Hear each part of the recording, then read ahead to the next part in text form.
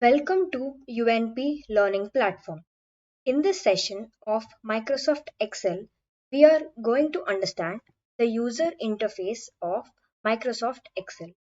We will have an overview of where the buttons are, what they are called, etc. Because we will use these terms later in this course.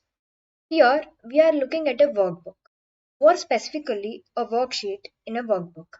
On the top, we have something known as Quick Access Toolbar, which contains a set of commands that we use very often. Over here, we have the title bar, which displays the name of the document or worksheet that is open. Over here, we have minimize, maximize, and the close buttons.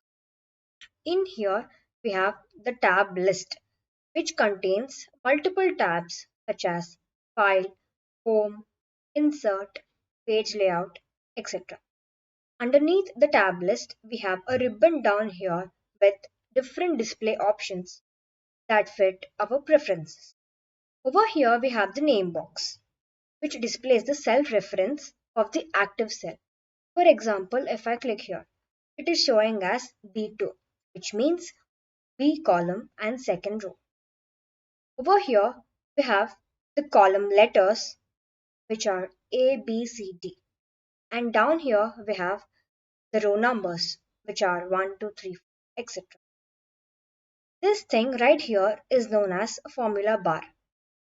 This is where we put in the formulas, text, etc.